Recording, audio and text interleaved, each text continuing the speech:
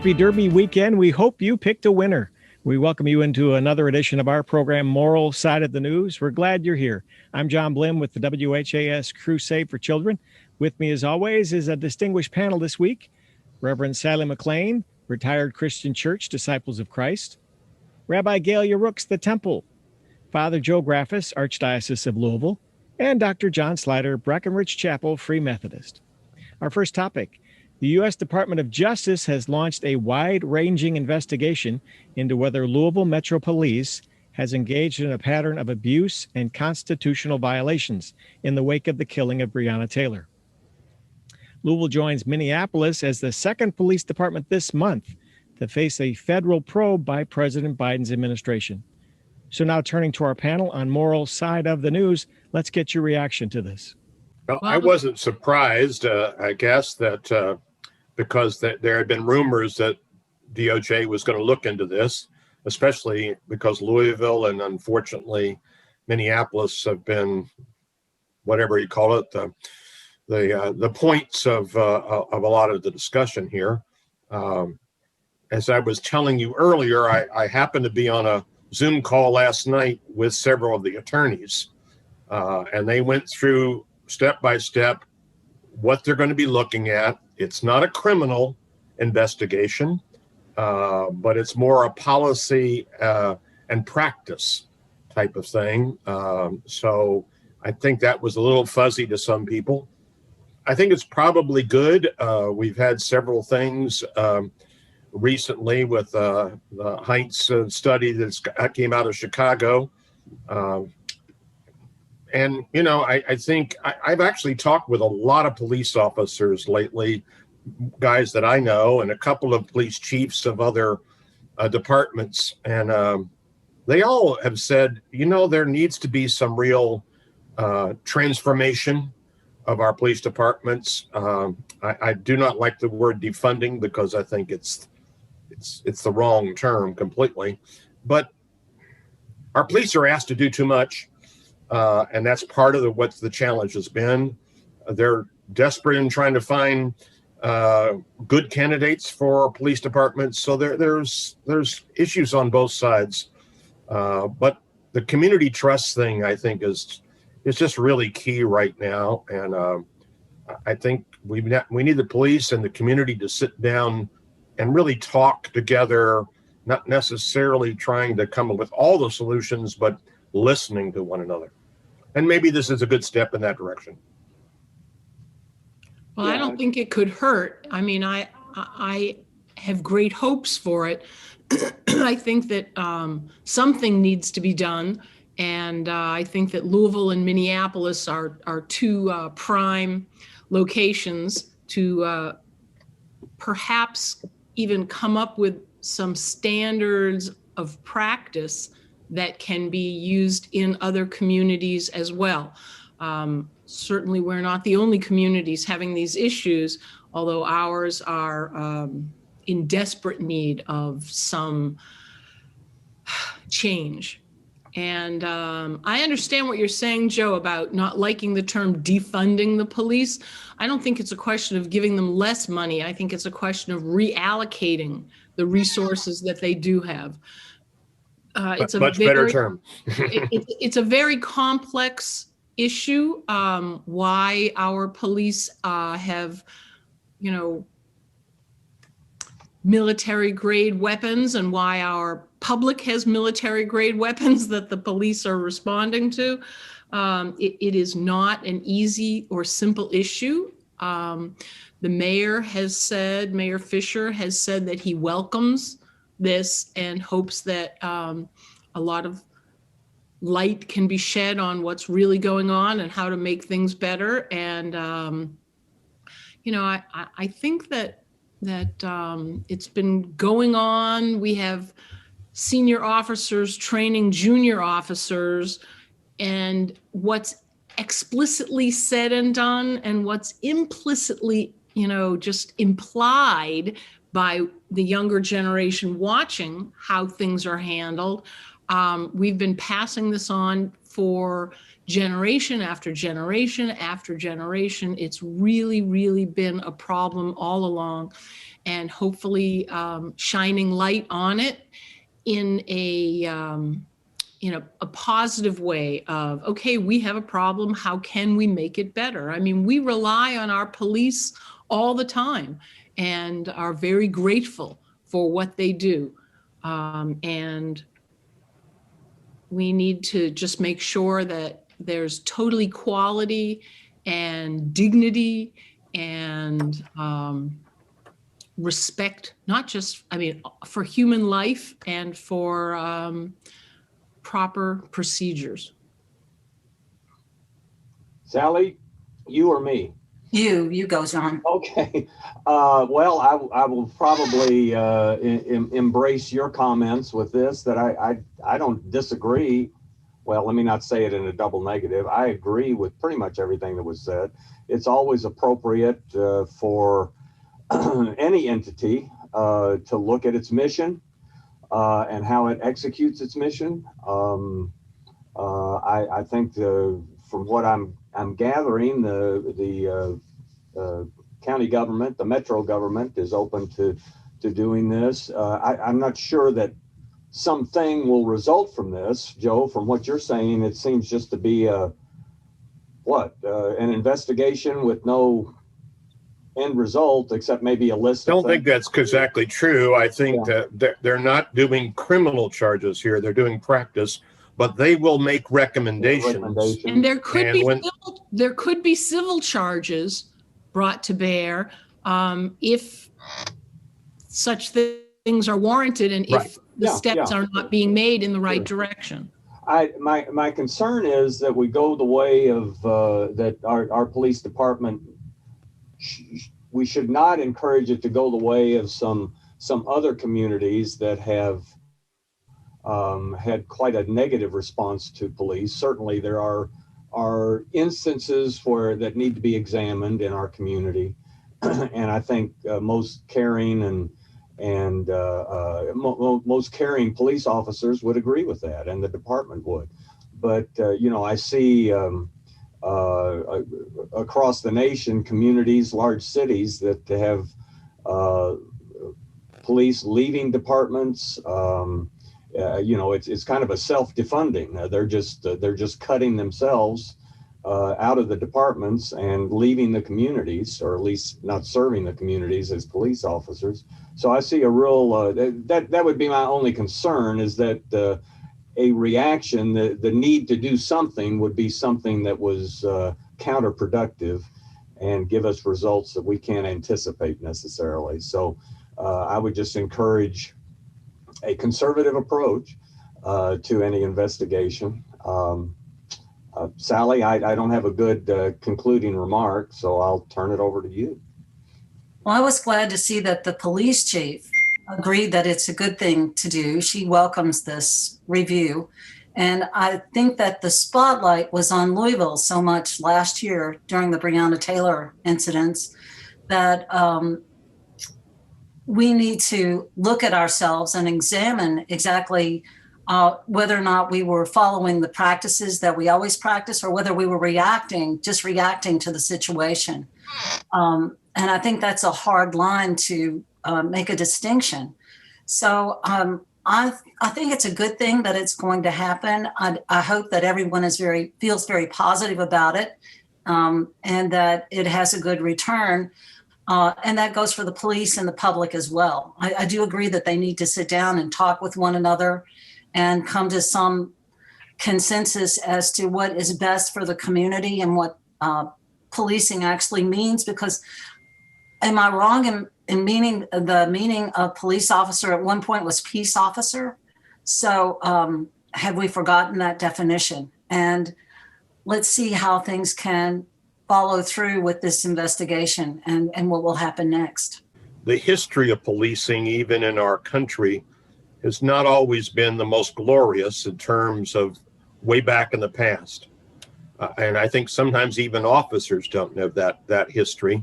Obviously, peace officers is important. Our police have guns. In other countries, sometimes police don't have guns. And you could debate that ad nauseum, I'm sure. But that is part of the problem, I think. what I've heard from some officers is that they said we've over militarized out of the terrorism of 2001, and that military tactics are not always the best tactics to use. And so maybe we do need to re-examine some of those kind of things from our past. And when there's harm has been done by police, I think that needs to be like everybody else. We're all sinners. We need to admit our faults. And sometimes publicly just doing that helps build some trust. And hopefully we can start to do that. So what results do you expect from this investigation? What do you think the outcome will be? What changes do you anticipate? Well, I think I can't remember who summed it up pretty well. There could be civil issues. The getting them back type approach to things, I think we need to put aside and just look on improvements. What does that mean? I'm not sure what you're. Well, a civil suit just because, well, I've been wrong, so I'm going to get you. Okay. And I'm not saying that all civil suits are like that. I'm just saying the desire for revenge at some level really would not be productive. I think I like what Joe was saying about the listening to community groups. I hope all reasonable community groups along the whole spectrum of politics and social issues are represented in the discussion. I will assume so, unless otherwise told. But I just want to be cautious in what results from this. John, I don't think I answered your question, but I talked enough that we've all forgotten what it was. I would hope that there is still, police have as an incredibly difficult job. Now they've had a lot of negative, and as a Roman Catholic priest in the last 20 years, I know what that's like. That's just, it comes with the territory, and you have to develop hard skin about some people are going to accuse you of all kinds of things because some of your brothers or sisters have done some things in the past.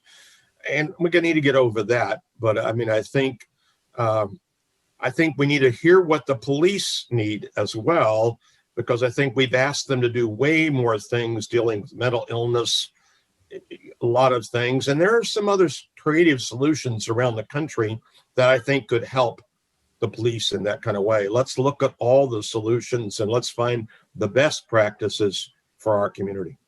But I think the one thing that we're not really focusing on here today that I mean goes without saying, but I want to put it out on the table, and that is racial injustice, racial inequality, that Black and brown people of color, I first learned the term DWB, driving while Black, when I lived here in Louisville, and it was like kind of astounding to me.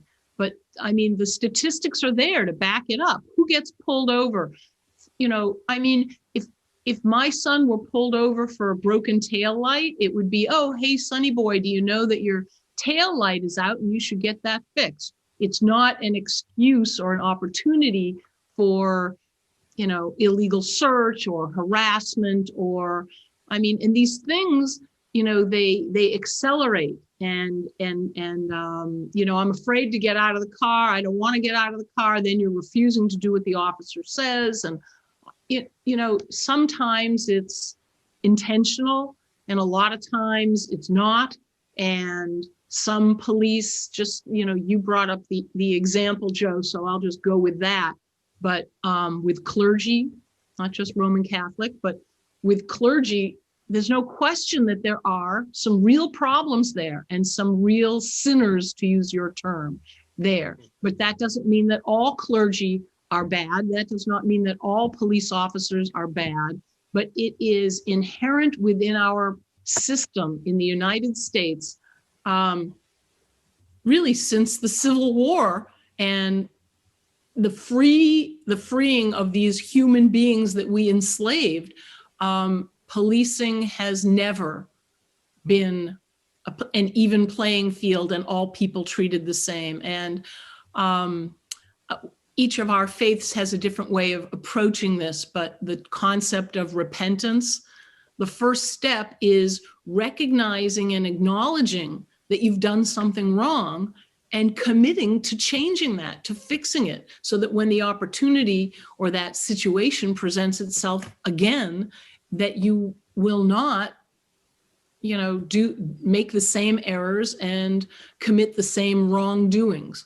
And I think that there's a tremendous opportunity here, especially if it's not just Louisville. That's one of the reasons I was excited that Merrick Garland, the DOJ is going to be involved in this, is to have an outside party come in and say, hopefully, let's just put it all out there. Let's really look at what's going on. Let's really identify the problems, and let's look together for some solutions. Yeah, in raising two sons, I did not have to have the talk with our two sons. I mean, I didn't when they were teenagers, but in talking to a former military person who does have a young Black male person, she has taught him that if he is stopped by the police, he is to keep his hands on the steering wheel, and in a clip on the visor above him are all the information, is the information for his car, and to say to the police, I'm going to reach above and pick up the information that you need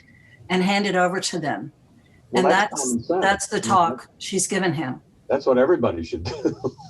And I hope that in Gaylia, I'm not poking at you for saying this. I like the idea of what you say, laying it all out on the table, examining it. Or I think a part of laying it all out is not just focusing on the police, but also opening all of the information to, well, do we have communities or within our larger community that have some issues that need to be dealt with, that are causing their attitude toward the police. I'm not saying anybody, but particularly if we're going to lay it all out, let's lay it all out. That's all I'm saying. I agree. And at this point, the chicken or the egg, which came first, what breeds what? But I mean, even in cases like I don't understand. I mean, I don't understand any of this, but I especially don't understand how Yahya McAtee got killed. I really don't. I mean, he would feed the cops. They love to go to his place. They know that on a weekend night, that's what it always looks like. It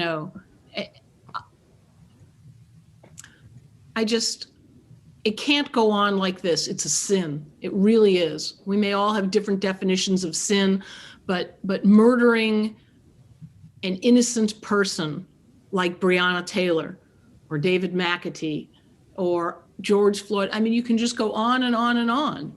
Because even if someone does have a $20 counterfeit bill, even if they do, it's not a reason to kill them. No one should die because of these things. And we really, as I say, I really welcome this decision, and I pray with all my heart that we can find some solutions. Sunlight is a great disinfectant, but it's not enough. We need more than a disinfectant. We need a vaccine. We need something that we can inoculate the public and the police, if that makes you feel better, John. It's not about making me feel better. It's about making everything open. Okay. And the bottom line is every human being carries a spark of the divine, and no one has the right to take that away, to treat them as anything less than a child of God, or, heaven forbid, to take away their life, to snuff out that light, that spark. Okay, panel, I want to move on to our second topic. We've got about 10 minutes left in this edition of Moral Side of the News. We move on to this week's address by President Joe Biden. It was unique in many ways, given the pandemic restrictions in the chamber, and covered everything from the coronavirus pandemic to shoring up education and pitching $4 trillion of investments in the American economy. We turn to our panel on Moral Side of the News. How did the president do? And what part of his speech hit home for you? Who'd like to start? I was able to watch it last night, almost all of it. And it was kind of surreal because there were so few people in the Capitol building there, 200 some people. And so it looked, and the sound in there was very different. So, I mean, obviously, historically, with two women sitting behind him was, which he pointed out early on, was a very historically significant act. I thought it was interesting that he's not the most articulate speaker in the world, but he has a conversational quality that he was himself, and that's probably a good thing. I think he pointed out a lot of the things that have been successful in the last 100 days, whether they're all his accomplishments or on the shoulders of people before him in the past. Yes, but there have been some. Getting all these vaccines out has been an incredible accomplishment. But there's so many other issues that he laid out there. I worry a little bit about the money. I think all the things he's listed are needed, and part of that is that we haven't spent the money we probably should have spent over the last 40 years that we should be spending on some of these things. I think he did point out that the taxing the well-to-do is probably a good thing. I'll just throw in one thing. I was somewhere listening, driving somewhere, I guess, and somebody was pointing out that CEOs back in 1970, give or take a little bit of years, made 31 times what the lowest paid worker did, 1970. And over the years, it's widened. Last year, it was 350 times the lowest paid worker. That huge gap of the wealthiest in the country, and many of the wealthiest country made lots of money in this past year when most of the people in the United States did not do so. I think that's a good thing. Now, what numbers that should be, but to pay for some of these things, I think that kind of taxing is probably justified in lots of ways. Although some people don't like any taxes, period. But I think he likes getting taxed. I mean, nobody likes getting taxed, but the fact that Amazon didn't pay any, I paid more money in taxes than Amazon and Jeff Bezos. I mean, there's definitely something wrong there. I think that I don't mind paying taxes when I know it's going for the common good of the whole country, because I think we've got to look at that. Flat tax with no deductions, including charity gifts. How about that? Everybody would pay. Not sure flat taxes are just. I mean, I think. I'm sorry, I don't believe that. It's a complicated issue. Principle. I think that's a. And let's face it, the five of us aren't going to have to worry about actually paying for what gets spent now anyways, and let 3 generations from now actually worry about paying it back. What other highlights struck you from the speech? Anything else that comes to mind? I follow the news a lot, so not too much of what he said surprised me. I liked a lot of it. I wish him great success with a lot of it. I especially liked his commitment to preschool education for all children. Because, once a kid hits kindergarten, if they're not up to the level of other children who have been at preschool, who have, not just childcare, but have learned letters. And I mean, my child could read by the time she went to kindergarten. Anyway, what struck me the most, that I don't know why, I guess I had never put it into words that way. He said that we have a choice. This is a turning point, an inflection point for our country and really the world. And I grew up, with it was democracy or communism. But now, and Russia's a great example of this, we have a choice whether we want a democratic nation or an autocratic nation.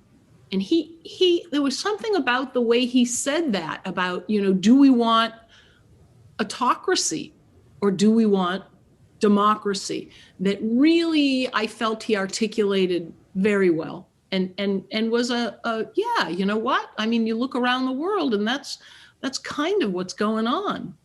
Gaylia is obviously in favor of keeping the filibuster. But no, I appreciate what you said, Gaylia. And I don't want to get on the physical and political issues. We can go back and forth on those.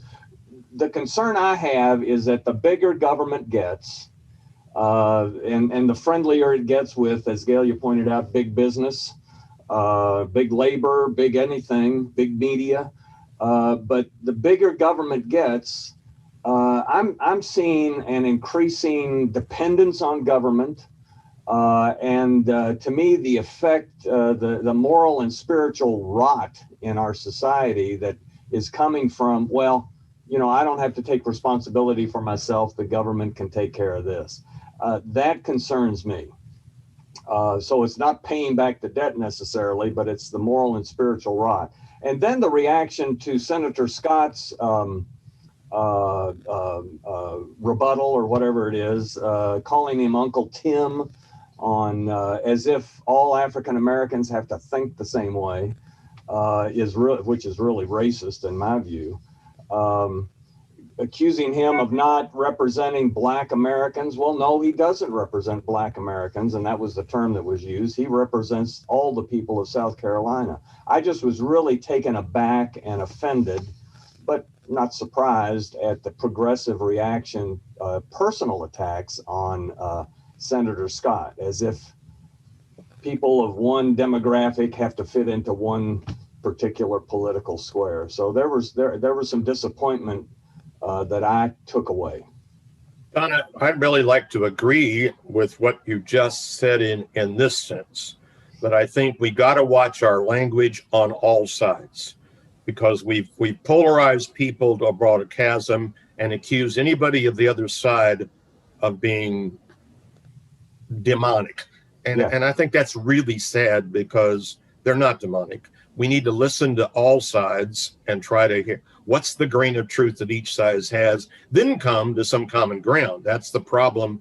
We don't get to the common ground. Of all the candidates that were listed with the Democrats, I like Joe Biden the best because I thought he came from a perspective of the ordinary people, and that he could address the ordinary people, and that he knew the system, and he knew how to put in place what needed to be put in place.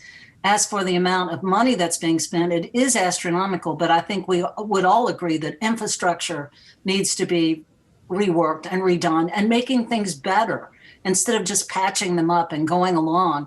I thought that he had a lot of good things to say. I did hear a little bit at the end of the rebuttal. And, you know, there are people on both sides of the fence, but what I hear Biden trying to do is unite us all as one people. We have been so divided, and I welcome what it is that he's trying to do. Sally, you get the last word on Moral Side of the News. Thank you to our panel, Sally McClain, Gaylia Rooks, Joe Graffis, and Dr. John Slatter. We'll be back again next week with another edition of our program. Until then, be safe and have a great week.